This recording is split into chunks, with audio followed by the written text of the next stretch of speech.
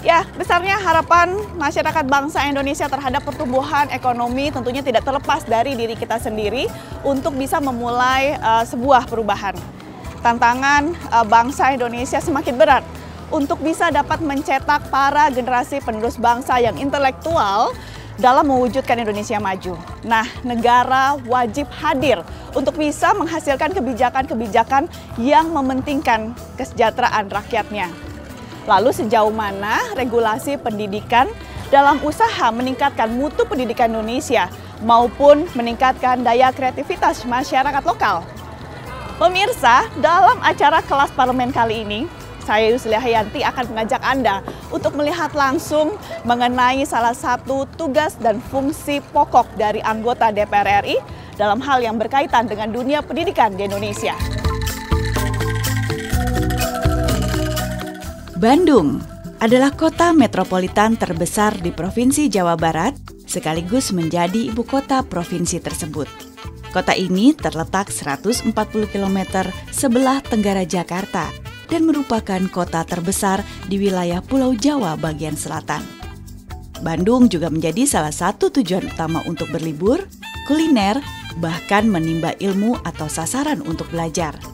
Dalam dunia pendidikan di Indonesia, Bandung menjadi salah satu kota favorit yang dituju para lulusan SMA yang akan melanjutkan pendidikan ke perguruan tinggi. Nah pemirsa, jika membahas seputar makanan, Bandung dapat dikatakan kota yang tidak pernah tidur. Makanan-makanan tradisional hingga modern sangat mudah ditemui di sana.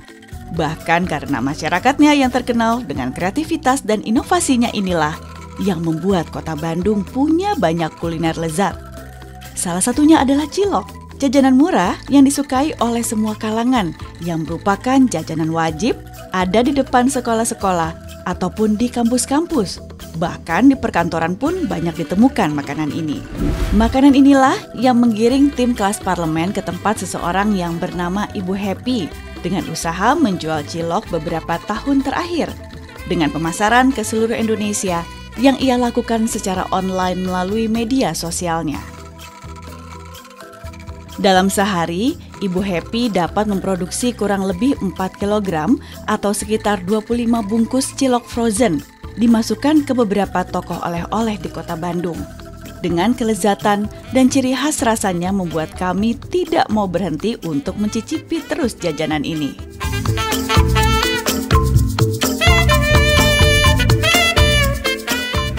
Tak hanya cilok pemirsa, Bandung juga terkenal dengan makanan unik coklat tempenya. Dan kami pun menyempatkan untuk mengunjungi sentra produksi coklat tempe di daerah Kecamatan Mandala Jati, Bandung. Bertemu dengan Bapak Prayitno dan Ibu Sinta Karnia, pemilik tempe coklat manja yang sudah berdiri sejak tahun 2013, yang juga masih mengolah tempe mentah sendiri dan terus melakukan inovasi-inovasi, bahkan produk coklat tempe telah diekspor ke berbagai negara. Maju dan berkembangnya UMKM memang menjadi ujung tombak perekonomian suatu bangsa. Tetapi hal mendasar majunya UMKM tak lepas dari tingkat pendidikan yang memadai. Karena tantangan dan persaingan terhadap negara lain dapat dihadapi jika sebuah usaha dibekali dengan ilmu dan pendidikan. Dari banyaknya UMKM yang ada di Bandung, kedua UMKM yang telah kami kunjungi tadi merupakan warga binaan dari anggota Komisi 10 DPR RI, yaitu Ibu Ledia Hanifa Amalia, dengan daerah pemilihan Jawa Barat 1. Pada kesempatan kali inilah, beliau bersilaturahmi dengan Ketua KONI Jawa Barat dan beberapa tokoh olahraga Jawa Barat, di mana perbincangan tersebut seputar usaha langkah-langkah memajukan kesejahteraan para atlet Jawa Barat.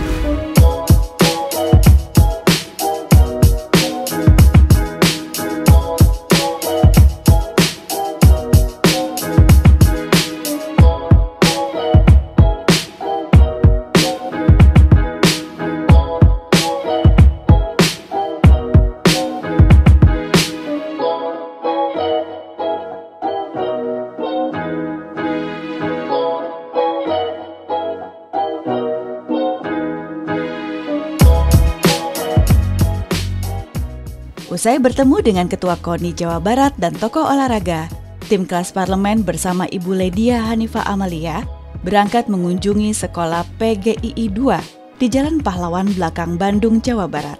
Sekolah ini sudah berdiri sejak tahun 1946 dan di bawah Yayasan Pendidikan Guru Islam Indonesia. Visi Yayasan PGII adalah membentuk lembaga pendidikan yang bermutu, terpuji, dan berwawasan Islam berdasarkan dakwah Islam. Misinya itu melaksanakan pendidikan yang berbasis Islam. Yang kedua, melaksanakan pendidikan yang bermutu, kemudian yang transparan, dan kepemimpinan yang transparan.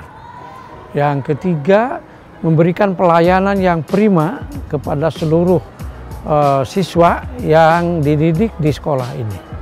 Oleh karena sekolah ini berasal dari masyarakat, maka kita kembalikan pelayanannya sepenuhnya kepada masyarakat. Dalam program kita bahwa ada 3 program yang kita jadikan sebagai garansi bagi pengguna jasa kita. Pertama dari segi akademik. Kita berusaha setiap tahun itu meningkatkan siswa-siswi kita dari segi masuk ke perguruan tinggi, baik dari segi jumlahnya maupun dari segi kualitas perguruan tinggi yang mereka masuki, yaitu PTN yang mereka inginkan. Yang kedua berkaitan dengan keagamaan. Di SMA PGII 2 ini ada kegiatan keagamaan, sekalipun ini sekolah umum, kita punya kegiatan PTAKI. Dalam artian kita sudah membuat sebuah target, lulusan kita itu paling tidak mereka hafal Al-Quran 2 juz. Di sekolah inilah Ibu Ledia Hanifah akan bertemu langsung dengan para siswa untuk memberikan pengetahuan sebuah program politik sejak dini kepada para siswa, dan Ibu Ledia akan mengajar di salah satu kelas 12 IPS. Assalamualaikum. Waalaikumsalam warahmatullahi wabarakatuh. Berarti bisa lebih kenceng lagi nih. Assalamualaikum. Waalaikumsalam warahmatullahi wabarakatuh. Adik-adikku, tepuk tangan dulu dong. Ya, assalamualaikum warahmatullahi wabarakatuh, adik-adik. Waalaikumsalam warahmatullahi wabarakatuh. Ya, terlebih dahulu kakak perkenalkan diri ya. Nama kakak Yusli Hayanti, biasa dipanggil dengan Ius. Nah, kakak bersama tim tentunya juga nanti mau mengajak adik-adik untuk bisa langsung berkenalan dengan salah satu anggota DPR RI dari Komisi 10. Nah, bicara masalah anggota DPR identiknya dengan apa? Politik. Nah, adik-adik, semoga saja pada hari ini kami dari acara kelas parlemen akan memberikan banyak manfaat buat adik-adik sekalian. Senang sekali bisa ikut bergabung di sini. Anggota Komisi 10 DPR RI-nya yaitu Ibu Ledia Hanifah Amalia. Ya. Nah, Ibu Ledia ini dari Komisi 10 DPR RI yang salah satunya mitra kerjanya adalah Kementerian Pendidikan dan Kebudayaan. Nah, siapapun yang memberikan ilmu itu, selagi itu pun adalah berkaitan dengan nilai-nilai kebangsaan kita, hal-hal yang bisa kita kaitkan nanti. Bagaimana politik-politik yang berjalan di kita ini untuk memberikan pencerahan kepada anak-anak kita. Di belakang apa di depan? Ya, mudah-mudahan dunia politik kita semakin dewasa, semakin berkualitas, semakin merakyat. Sekaligus cita-cita politik itu kan untuk mensejahterakan masyarakat. Berarti Kayus boleh langsung panggil ibunya? Boleh. Ibu. Dunia pendidikan kita pada saat ini terhadap politik kita masih belum membiasakan untuk siswa mengemukakan pendapat. Mudah-mudahan dengan metode yang mulai berlaku makin banyak sekarang ini ya, bagaimana mengemukakan pendapat, dan ketika mengemukakan pendapat tidak dibully, kemudian juga bisa mengenali persoalan-persoalan yang ada di masyarakat, itu jadi satu hal yang penting untuk dikembangkan dalam sistem pendidikan kita dan belajar pengalaman. Justru berinteraksi membuat mereka lebih mengenali sebenarnya dunia politik itu seperti apa dan tidak mengerikan, dan harusnya bisa juga menjadi bagian yang menyenangkan buat mereka, termasuk diantaranya adalah itu tadi dari reses anggota dewan atau kegiatan-kegiatan anggota dewan yang melibatkan siswa-siswa. Politik itu kegiatannya apa sih? Politik itu sebetulnya cuma dua kegiatannya. Mengumpulkan kekuatan dan menggunakan kekuasaan. Contohnya apa? Ketua kelas siapa ketua kelas? Wah, kalau misalnya ketua kelas bilang di grup ya, mau pakai Line, mau pakai WA gini, kumpul dong. Kita lagi pengen protes, habis kepala sekolah melarang kita jajan di kantin sebelah misalnya. Dikumpulkan semua, itu adalah mengumpulkan kekuatan.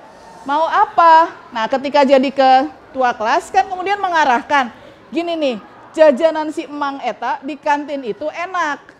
Terus kita nggak boleh sama kepala sekolah, kita protes yuk sama kepala sekolah. Nah, itu namanya menggunakan kekuasaan, gitu ya. Bahwa sebenarnya politik itu berimplikasi sangat kuat kepada kehidupan sehari-hari. Bukan cuma urusannya anggota dewan atau hanya urusan birokrat misalnya, atau urusan presiden, bukan. Tapi karena nanti hasil dari kebijakan publiknya akan langsung ke masyarakat. Ini pada skala yang kecil. Kalau pada skala yang lebih besar, terutama misalnya di negara, tentu akan jadi beda. Misalnya membuat undang-undang, atau mau menyiapkan anggaran, atau mau melakukan pengawasan. Kan ada banyak program tuh kan di masyarakat, di pemerintahan buat masyarakat. Sama, kalian juga sebetulnya menjadi bagian yang penting dari politik ini. Kenapa? Karena lebih dari 50% pemilih di Indonesia adalah anak muda. Politik itu harusnya berupaya untuk meningkatkan kesejahteraan masyarakat. Jadi bukan mementingkan 1-2 orang saja, tapi justru kepentingan masyarakat. Dan itu kepentingannya langsung ke kita. Sehingga sosialisasi di dalam reses itu menjadi satu hal yang sangat penting. Dan alhamdulillah ya, di dalam sistem kita kan mau dia oposisi maupun dia koalisi, kesepakatannya dengan pemerintah, toh tetap semua punya kewajiban karena diatur dalam Undang-Undang MD3, MPR, DPR, DPD, DPRD, dan DPRD, bahwa ada kewajiban reses itu tadi. Karena dengan itulah kita bisa menyerap aspirasi. Tapi dengan itu juga kita bisa mensosialisasi supaya kemudian partisipasi politiknya juga bisa meningkat dan mereka juga mau terlibat, bukan sekedar memilih pada saat pemilihan, tapi juga mau menyampaikan pendapat-pendapatnya, aspirasinya, dan juga bahkan mungkin ada masukan-masukannya gitu. Riweuh tuh? Riweuhnya? Pusing ya kayaknya ya? Nah, sekarang siapa yang mau nanya deh, biar nggak tambah pusing.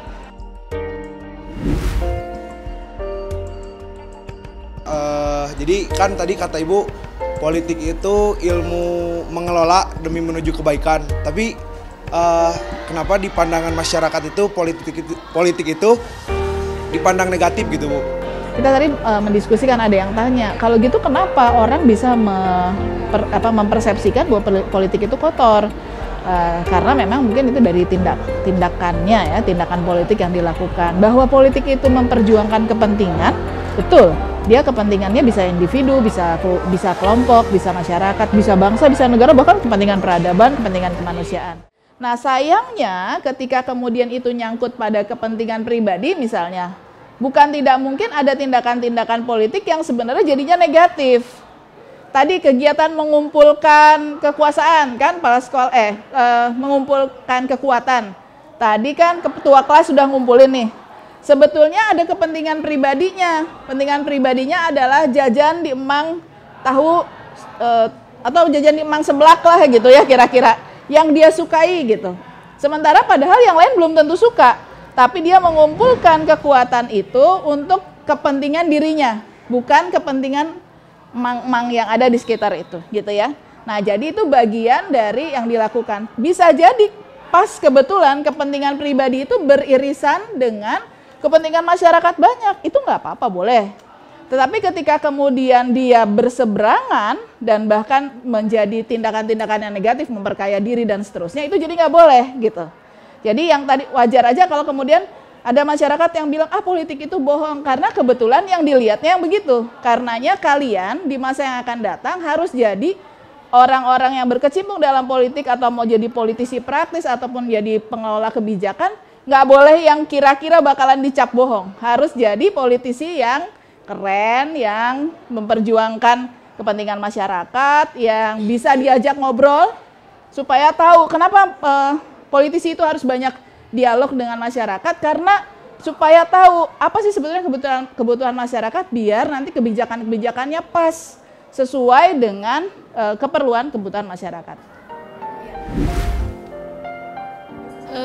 Tujuan munculnya partai politik itu apa? Terus bisa nggak kita itu masuk DPR itu tanpa pakai partai politik, jadi independen gitu? Terus juga ada yang tanya, sebenarnya apakah harus jadi anggota partai politik? Nah, kalau untuk bicara tentang politik praktis dalam artian menjadi anggota DPR RI, DPRD provinsi, DPRD kabupaten kota, ya memang mau nggak mau harus jadi anggota partai politik, karena peserta pemilu kita dalam konstitusi kita adalah partai politik. Kalau untuk menjadi pemilihan presiden maupun wakil presiden pun harus didukung oleh partai politik, sehingga memang partai politik itu harus ada. Di dalam undang-undang dasar kita, yang menjadi peserta pemilu untuk pemilihan legislatif, DPR RI, DPRD provinsi adalah partai politik. Kenapa? Karena ada pada posisi-posisi ini adalah perwakilan dari populasi masyarakat yang kemudian diwakili, aspirasinya disalurkan lewat partai politik. Nah, yang ketiga, kenapa nggak independen? Kebayang nggak? Yang independen itu justru yang anggota DPD namanya, Dewan Perwakilan Daerah, yang mewakili daerah tersebut. Nah, kalau untuk dalam sistem politik kita, sehingga menyebabkan memang kalau mau jadi anggota DPR RI, DPRD provinsi, DPRD kota kabupaten, dia harus jadi anggota partai politik. Gitu ya, sepakat ya.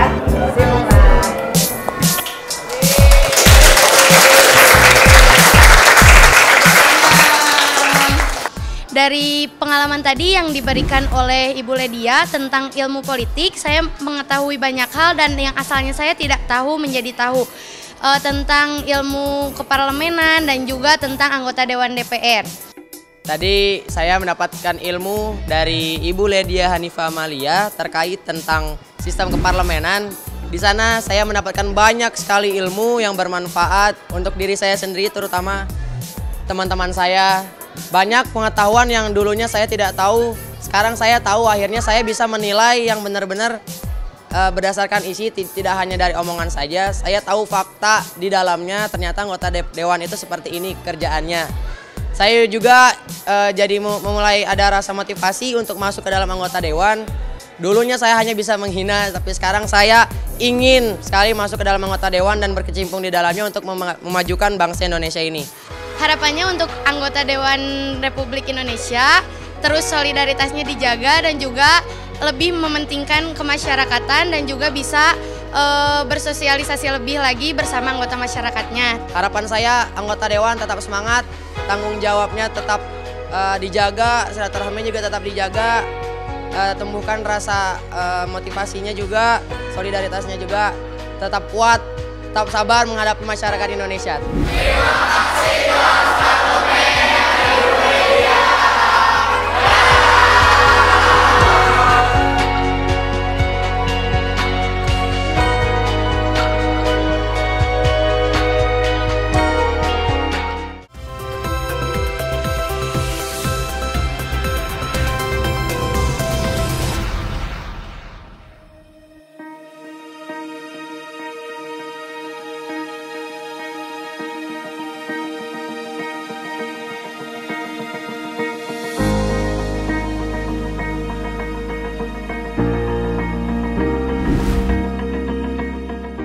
Usai memberikan edukasi politik di SMA PGII 2 Bandung, kami bersama Ibu Ledia bertolak ke SMA PGRI 1 di Sukajadi. Sekolah ini adalah salah satu sekolah yang telah mendapatkan kucuran dana revitalisasi dari pemerintah melalui perjuangan Ibu Ledia sebesar 500 juta rupiah di tahun 2019. Kelas sabaraha ya teh? 11 IPS 2. Mohon. Iya mah di TV Parlemen, Ibu teh anggota Dewan. Selamat datang Ibu. Dalam kesempatan ini, Ibu Ledia berkeinginan untuk melakukan monitoring terhadap pemberian dana tersebut. Pertama-tama saya ucapkan terima kasih kepada pemerintah. Dengan adanya program bantuan ini, alhamdulillah sekolah kami dapat setidaknya memenuhi 8 unsur yang sudah ditargetkan oleh pemerintah tentang sarana prasarana. Dan sarana prasarana yang diperoleh antara lain berupa bantuan komputer, ya, berikut dengan perlengkapannya, kemudian juga revitalisasi bangunan sekolah. Alhamdulillah kita sudah membangun 2 ruangan di atas dengan bantuan Revit ini, ya. Tentunya akan membantu kegiatan belajar mengajar di sekolah kita. Dan tentunya siswa juga memiliki rasa bangga karena ada bangunan baru dan suasana yang baru juga tentunya. Dan saya sekali lagi terima kasih pada pemerintah dan Ibu Ledia yang sudah menjembatani kebutuhan-kebutuhan kami di lapangan. Kami optimalkan bantuan-bantuan dari pemerintah sehingga tercapai apa yang kami programkan di sekolah kami. Ibu Ledia, dengan kondisi yang memang Ibu sudah lihat langsung turun ke lapangan saat ini, kira-kira nantinya ke depannya akankah ada program-program baru lagi yang akan Ibu jembatani bersama pemerintah untuk sekolah ini? Jadi kalau kita lihat sebenarnya ini bagian dari upaya kita. Selama ini kan anggaran pemerintah kan selalu ke sekolah negeri ya, meskipun ada juga 1-2 kepada swasta. Tapi kita nggak boleh lupa bahwa perguruan swasta itu dalam hal pendidikan itu lebih dahulu, bahkan ada yang lebih tua dari Indonesia gitu. Sehingga kita juga harus memperhatikan bagaimana mereka bisa tumbuh dan berkembang dan memiliki juga kesempatan untuk mendidik anak-anak kita. Nah, kita mau SDM yang maju, kita mau SDM yang unggul, berarti kan harus semua elemennya kita siapin. Nah, beberapa hal yang tadi sudah didiskusikan, ya tentu karena ada keterbatasan anggaran, maka kita juga nanti mengupayakan supaya bisa merata lah ya ke banyak sekolah, ditambah dengan buat saya, ternyata bantuan itu bermanfaat dan langsung dimanfaatkan. Sehingga misalnya bantuan komputer bisa dipakai buat UNBK. Meskipun tahun ini UNBK terakhir, tapi kan ada assessment gitu. Dan buat sekolah yang sudah mendapatkan banyak bantuan seperti ini, alhamdulillah ternyata prestasinya juga banyak gitu. Artinya prestasi-prestasi bukan cuma akademis, artinya prestasi-prestasi lain, misalnya olahraga, kesenian dan sebagainya. Jadi menurut saya kesempatan ketika sarana prasarana sekolah terpenuhi, maka buat siswa untuk tumbuh berkembang juga lebih enak. Apalagi kalau guru dan kepala sekolahnya memahami bagaimana memetakan potensi anak. Jadi kalau yang Menteri Pendidikan bilang assessment, nggak pakai administrasi udah dikerjakan gitu ya, kelihatan nih potensi ini nggak bisa dipaksain di sini, tapi dia bisa dilakukan di sini. Jadi mudah-mudahan sekolah ini bisa terus maju dan berkembang lah gitu. Juga nantinya Bu, kira-kira sekolah ini juga akan bisa mendapatkan bantuan kembali dari program yang lain atau bagaimana? Bisa saja karena memang terbuka peluang-peluang untuk bantuan-bantuan yang lain. Tentu sambil kita juga tetap harus memperhatikan sekolah-sekolah lain gitu. Terima kasih Bu Ledia. Iya, sama-sama. Pemirsa, pendidikan adalah usaha secara sadar dari tenaga pendidik melalui bimbingan, pengajaran, dan pelatihan. Namun keberhasilan maupun majunya pendidikan tidak terlepas dari peran besar baik itu dari siswa, guru, orang tua maupun lingkungan yang bersinergi secara positif. Menjawab tantangan besar di era globalisasi ini tentunya dibutuhkan kontribusi yang besar dari seluruh pihak untuk memajukan sebuah bangsa. Dan peran dari pemerintah bersama DPR RI sebagai fungsi pengawasan inilah yang akan senantiasa menjadi cambuk bagi majunya pendidikan yang diharapkan. Saya Yusli Hayanti, sampai jumpa.